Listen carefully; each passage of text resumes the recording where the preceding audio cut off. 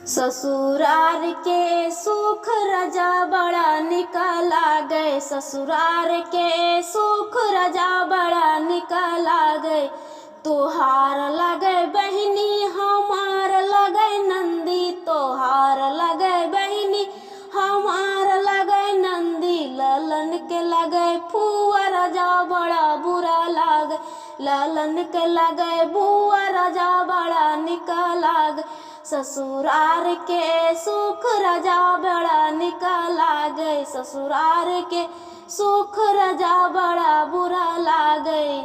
तोहार लगे मम्मी हमार लगे सासू, तोहार लगे मम्मी हमार लगे सासू। ललन के लगे दादी रजा बड़ा बुरा लागे, ललन के लगे दादी रजा बड़ा बुरा लागे। ससुरार के सुख रजा बड़ा निकला गए, ससुरार के सुख रजा बड़ा निकला गए। हमार लगे मम्मी तोहार लगे सासू, हमार लगे मम्मी तोहार लगे सासू। ललन के लगे नानी रजा बड़ा निकला गए, ललन के लगे नानी रजा बड़ा निकला गए। तोहार लगे भाभी हमार लगे जेठनी, तोहार लगे भाभी हमार लगे जेठनी। ललन के लगे बड़ी मम्मी रजा बड़ा निकला गए, ललन के बड़ी मम्मी रजा बड़ा निकला गए।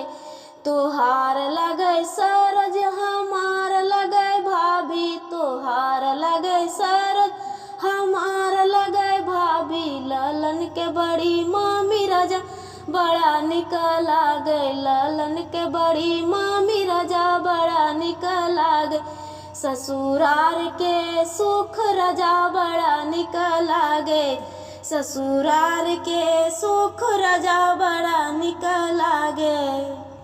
गोटा गोटा ननद रानी कलसा बीच मड़ुआ में, गोटा गोटा ननद रानी कलसा बीच मड़ुआ में। जवन कहवा तवन दई देव बीच मड़ुआ में, जवन कहवा